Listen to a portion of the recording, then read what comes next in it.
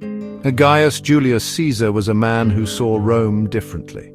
He looked at the Roman Republic, with its competing senators and slow-moving assemblies, and saw a system that was struggling. The Republic was designed for a small city-state, not a vast territory that stretched across the Mediterranean. Caesar believed Rome needed a stronger, more decisive form of government. He imagined a state led by a single powerful figure who could make quick decisions for the good of all Romans. This vision was for a centralized authority that could manage the provinces, control the armies, and push through necessary reforms without endless debate and political infighting. This idea of a single central ruler was completely at odds with the core values of the Roman Republic. For centuries, Romans had prided themselves on their system of shared power. They despised the idea of a king. The Republic was built on the principle that no single man should hold absolute authority. Power was deliberately divided between two consuls who served for only 1 year, and the Senate, which was meant to represent the collective wisdom of Rome's elite families. Caesar's ambition for a more unified and efficient government was seen by many traditionalists as a direct threat to these cherished republican ideals. Caesar's political actions demonstrated his impatience with the old ways.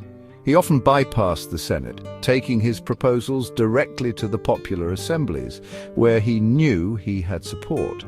He formed the First Triumvirate, an informal political alliance with Pompey and Crassus to push their collective agendas past a resistant Senate. This was a clear sign that the established political machinery was breaking down. His reforms, such as granting citizenship to people in the provinces and reorganizing local governments, were practical and often popular, but they also concentrated more power into his own hands, away from the traditional institutions of the Republic. His vision was not just about power for himself, it was about making Rome work better. He saw the corruption of provincial governors and the struggles of the urban poor. He proposed land reforms to help soldiers and the landless, and he worked to create a more stable and unified Roman world. However, in pursuing these goals, he challenged the very foundation of the Roman state. His belief in a strong central leader was a radical departure from the Republic's traditions. It set him on a collision course with the conservative senators who saw him not as a reformer, but as a would-be tyrant aiming to destroy their liberty. The military campaigns led by Julius Caesar, particularly his conquest of Gaul, brought immense wealth flowing back to Rome. These wars were not just about territorial expansion. They were a massive economic enterprise. The plunder from conquered Gallic tribes was staggering. Gold, silver, and other valuable goods were seized and sent back to the capital. This influx of treasure helped to fund public works projects, pay soldiers, and enrich the state treasury. Caesar himself became incredibly wealthy, which he used to increase his political influence, pay off his debts, and stage lavish games for the public, further boosting his popularity among the common people of Rome. Beyond material riches, Caesar's conquests spurred a significant cultural exchange. As Roman legions marched into new lands, they brought Roman culture, language, and law with them. This process, often called Romanization, began to transform the societies they conquered. In return, Rome was exposed to new ideas, different customs, and foreign goods. Soldiers returning from distant lands brought back stories and experiences that broadened the horizons of ordinary Romans. The expansion of the Republic's borders meant that people from diverse backgrounds, such as Gauls and Germans, were now part of the Roman world, contributing to a more cosmopolitan and varied society in the long run. The economic benefits of these wars were felt across Roman society. The new territories provided valuable resources, including timber, metals, and agricultural land. These resources were exploited to benefit the Roman economy, creating new opportunities for trade and commerce. The acquisition of new provinces also meant new sources of tax revenue for the state. This wealth helped to stabilize Rome's finances and allowed for investments in infrastructure such as roads and aqueducts, which improved life for many citizens and further integrated the vast territories under Roman control. The conquests effectively turned Rome into the economic hub of a much larger and more diverse world. However, a significant part of the wealth gained from these wars came from the enslavement of conquered peoples. Caesar's campaigns resulted in vast numbers of captives being sold into slavery. These enslaved individuals were transported across the Roman world to work on farms, in mines, and in wealthy households. While this provided a cheap labor force that powered the Roman economy, it was built on the immense suffering of others.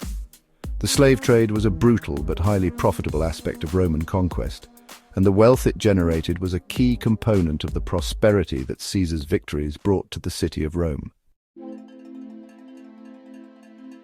While Caesar's conquests enriched Rome, they came at a terrible cost for the people of Gaul. The Gallic Wars were a brutal and devastating conflict that resulted in immense loss of life and the destruction of entire communities. Ancient sources, including Caesar's own writings, describe a campaign of relentless violence. Villages were burned, fields were destroyed, and resistance was met with overwhelming force. For the Gallic tribes, Caesar's arrival was not a moment of cultural exchange, but an invasion that brought widespread suffering, death, and the complete disruption of their way of life, which had existed for centuries before the Romans arrived. Modern historians, analyzing Caesar's own accounts and archaeological evidence, estimate the human cost to be staggering. It is believed that out of a population of several million, approximately 1 million Gauls were killed during the 8 years of the conflict. Another million are thought to have been captured and sold into slavery. These figures represent a catastrophic demographic collapse for the people of Gaul.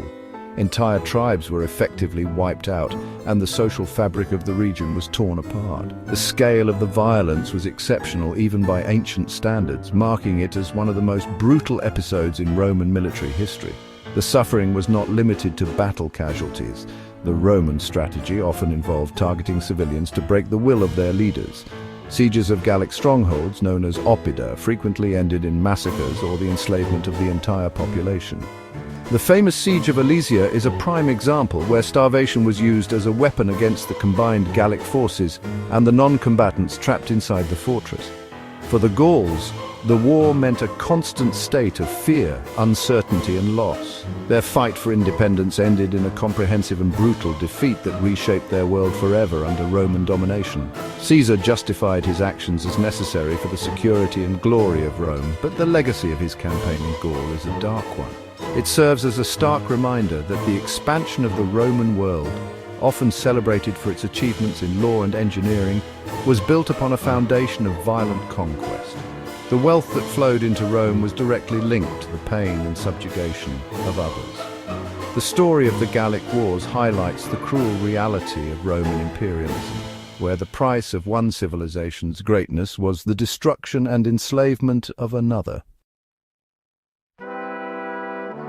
Julius Caesar's rise to power exposed the deep-seated weaknesses within the Roman Republic. The political system, designed for a small city, was unable to cope with the challenges of governing a huge territory. Powerful generals with loyal armies like Caesar could operate with near total independence, far from the control of the Senate in Rome. Caesar's ability to command a veteran army, loyal to him personally rather than to the state, gave him immense power. When he crossed the Rubicon River with his legions in 49 BCE, he directly challenged the Senate's authority and plunged Rome into a civil war, proving that the Republic's institutions were no longer strong enough to control its most ambitious men. The civil war that followed was a contest between the old Republican order, represented by Pompey and the conservative senators, and Caesar's vision of a new centralized leadership. Caesar's ultimate victory left him as the undisputed master of the Roman world. He was appointed dictator for life, a title that shattered republican traditions and concentrated unprecedented power in a single individual. His actions demonstrated that the Republic was, in practice, already dead. The old system of shared governance had failed, replaced by the rule of one man who had the military strength to enforce his will upon the state. Although Caesar himself was assassinated in 44 BCE by senators hoping to restore the Republic, his life and career had permanently altered Rome's political landscape. His death did not bring back the old ways. Instead, it led to another round of civil wars. From these conflicts, his adopted son, Octavian, emerged victorious. Octavian, later known as Augustus, would finish the transformation that Caesar had started. He carefully established a new political order, the Principate, which maintained the appearance of the Republic but was, in reality, an empire ruled by one man. Caesar had laid the groundwork for this new system. Today, Julius Caesar is remembered as a complex and monumental figure in history. He was a brilliant general, a gifted writer, and a visionary reformer whose policies had a lasting impact on Roman law and society. At the same time, he was a ruthless and ambitious leader whose actions led to the deaths of millions and the end of the Roman Republic. The debate over his legacy continues. Was he a savior who rescued Rome from a failing system, or a tyrant who destroyed its liberty for his own personal gain? The truth is likely somewhere in between, making him one of history's most fascinating and controversial figures.